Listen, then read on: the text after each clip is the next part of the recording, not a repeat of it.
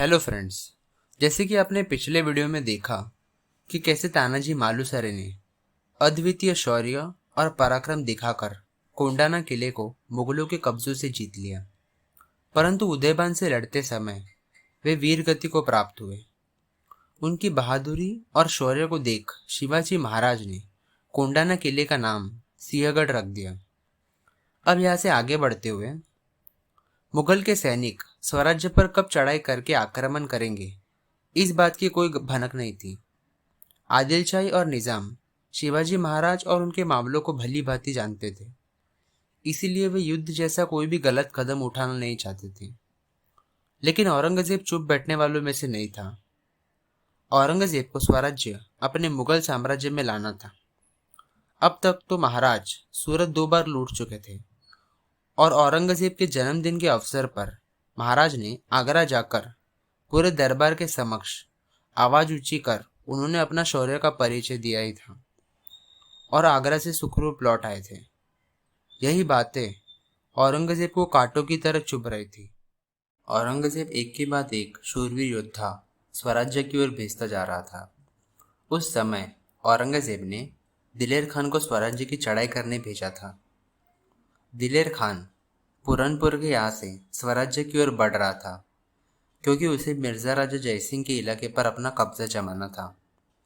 दिलेर खान औरंगजेब का काफी विश्वासु सरदार था और उनके लिए कुछ भी करने को तैयार था।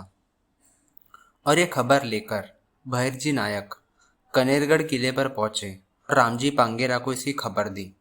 रामजी पांगेरा कनेरगढ़ किले के किलेदार नियुक्त थे।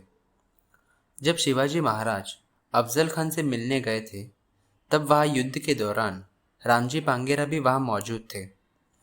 उन्होंने निडर होकर कई मुगल सैनिकों को मार गिराया था और अपने अद्भुत पराक्रम का परिचय दिया था।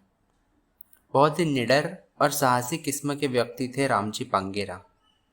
बहरची नायक ने खबर दी कि दिलेर खान अपनी 30,000 की सेना लेकर कन्नेरगढ़ की ओर बढ़ रहा है और 2 दिन में वो यहाँ तक पहुंच जाएगा।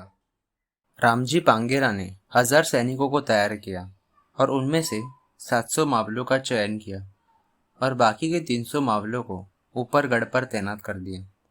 रामजी पांगेरा की योजना यह थी कि सीधा मुगलों की सेना पर टूट पड़ेंगे और मरते दम तक लड़ेंगे। उन्होंने मुरारबाजी देशपांडे के पुरंदर का युद्ध का विचार किया कि कैसे मुरारबाजी ने मुगल सेना को रोक के रखा और कितनी शूरवीरता और बहादुरी से उन्होंने मुगल के हर एक हमले का जवाब दिया। रामजी पांगेरा के आदर्श थे मुरारबाजी देशपांडे। वे उन्हें बहुत मानते थे। दिलेर खान की सेना गढ़ के नजदीक आ रही थी। 30,000 की सेना के साथ युद्ध करना, वो भी 700 मावलों सहित, दिखने में असंभव सा ही था।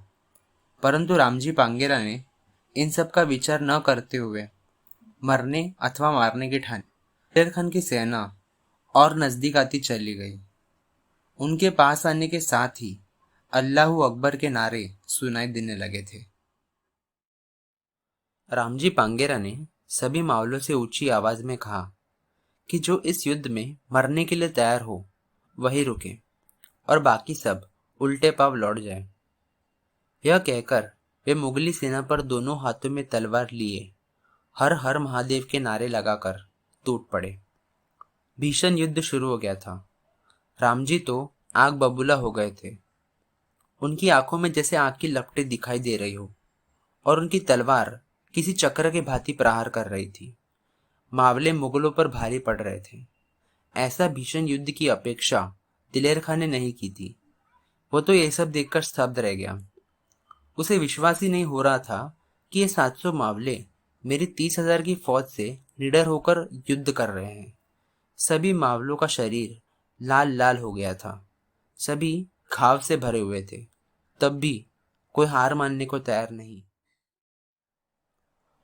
रामजी पांगेरा भी खून से लथपथ हो चुके थे, लेकिन तब भी लड़ रहे थे। सभी ने ठान ली थी, मुगलों को गढ़ पर कब्जा नहीं करने देंगे। सबके दिलों में स्वराज्य और अपने राज्य के प्रति अटूट प्रेम था। आखिर में दिलेर खान ने अपने घुटने टेक दिए। वो समझ गया अब इन मावलों को हराना संभव नहीं और अंततः वो अपनी सेना लेकर लौट गया। तो इस प्रकार 700 मावलों ने 30,000 की मुगल सेना को धूल चटाई और उन्हें घुटने टेकने पर मजबूर कर दिया। ये थी उन धाड़सी मावलों की ताकत। तो guys, I hope you like this video. If you like this video, then please like, share and subscribe. Thank you.